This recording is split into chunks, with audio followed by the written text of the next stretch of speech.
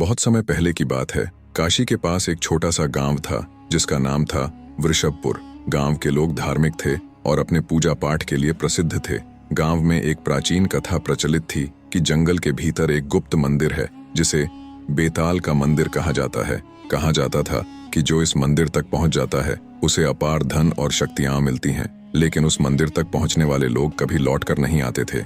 गांव में एक युवा ब्राह्मण था जिसका नाम देवदत्त था।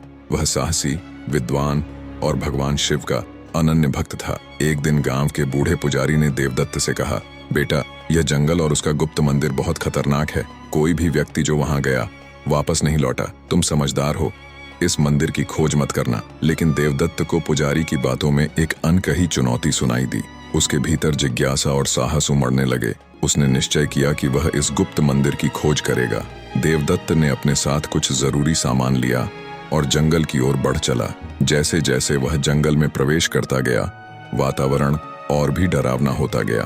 पेड़ इतने ऊंचे थे कि आकाश दिखाई नहीं दे रहा था। रास्ते में उसे विचित्र आवाजें सुनाई दी, कभी किसी के हंसने की तो कभी रोने की। चलते चलते देवदत्त को एक बूढ़ा साधु मिला जो एक पेड़ के नीचे ध्यान मग्न था।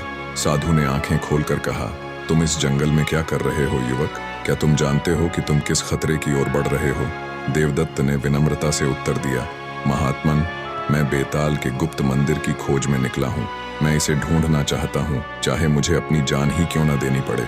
साधु ने गहरी सांस ली और कहा, अगर तुम्हारा मन दृढ़ है तो यह लो। यह तांत्रिक ताबीज तुम्हारी रक्षा करेगा। लेकिन याद रखना, इस मंदिर तक पहुंचने के लिए तुम्हें अपने डर पर विजय पानी होगी। देवदत्त ने साधु का आशीर्वाद लिया और आगे बढ़ा। जैसे जैसे वह आगे बढ़ता गया, रास्ता और भी कठिन होता गया। अचानक उसने देखा कि एक विशाल अजगर उसका रास्ता रोक रहा है। देवदत्त ने ताबीज को पकड़कर साहस से मंत्र पढ़ा और अजगर रास्ता छोड़कर गायब हो गया। कई घंटों की कठिन यात्रा के बाद देवदत्त को घने पेड़ों के बीच एक प्राचीन मंदिर दिखाई दिया। मंदिर काले पत्थरों से बना था और उसके ऊपर बेताल की आकृति उकेरी गई थी।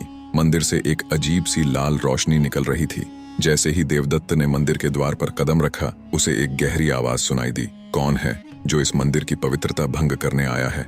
देवदत्त ने साहस जुटाकर कहा, मैं देवदत्त हूँ, मैं सच्चाई की खोज में आया हूँ। अगर तुम बेताल हो तो मुझे दिखाओ।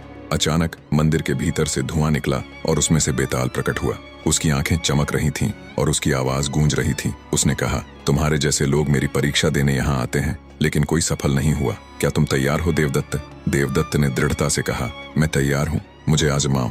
बेताल ने कहा, मैं तुम्हें 3 प्रश्न पूछूंगा। अगर तुमने सही उत्तर दिया तो तुम्हें धन और ज्ञान मिलेगा। अगर गलत उत्तर दिया तो तुम हमेशा के लिए इस मंदिर के बंदी बन जाओगे। पहला प्रश्न, संसार में सबसे बड़ा सत्य क्या है? देवदत्त ने उत्तर दिया, मृत्यु। यह एकमात्र सत्य है जिसे कोई टाल नहीं सकता। बेताल ने मुस्कुराकर कहा, सही उत्तर। चलो दूसरा प्रश्न। दूसरा प्रश्न, मनुष्य का सबसे बड़ा शत्रु कौन है? देवदत्त ने कहा, मनुष्य का अहंकार, यह उसे नाश की ओर ले जाता है। बेताल ने सहमति में सिर हिलाया। तीसरा प्रश्न, सच्ची भक्ति किसे कहते हैं? देवदत्त ने उत्तर दिया, सच्ची भक्ति वह है जिसमें मनुष्य स्वार्थ छोड़कर भगवान में आत्मसमर्पण कर देता है। बेताल ने तालियां बजाईं और कहा, तुमने मेरी सभी परीक्षाएं पास कर लीं। अब मैं तुम्हें वह ज्ञान दूंगा जिसे लोग जन्म जन्मांतर तक खोजते रहते हैं। बेताल ने देवदत्त को मंदिर के भीतर बुलाया। वहां एक बड़ा खजाना रखा हुआ था, सोना, चांदी, रत्न और तांत्रिक ग्रंथ। लेकिन बेताल ने कहा, यह धन तुम्हारा नहीं है। तुम्हारा असली खजाना यह ज्ञान है कि जीवन का उद्देश्य स्वयं को जानना है। यह खजाना मैं तुम्हें केवल तब दूंगा जब तुम इसे अच्छे कार्यों में लगाओगे। देवदत्त ने वादा किया कि वह इस धन का उपयोग गरीबों और जरूरतमंदों की सेवा में करेगा। बेताल ने आशीर्वाद दिया और कहा, तुमने मेरी आत्मा को मुक्त कर दिया है। अब मैं इस मंदिर से मुक्त होकर शिवलोक जाऊंगा। देवदत्त गांव लौट आया और उसने खजाने का उपयोग गांव की भलाई के लिए किया। उसने एक विशाल शिव मंदिर बनवाया और गरीबों के लिए अन्न और वस्त्र की व्यवस्था की। उसकी कीर्ति दूर दूर तक फैल गई। कहानी सुनाकर बेताल ने राजा विक्रमादित्य से पूछा, राजन बताओ, इस कहानी का असली नायक कौन है? देवदत्त, बेताल या साधु? राजा विक्रमादित्य ने उत्तर दिया, इस कहानी का नायक देवदत्त है, जिसने अपनी बुद्धि, साहस और परोपकार से सबका दिल जीत लिया। साधु और बेताल केवल उसकी यात्रा के मार्गदर्शक थे।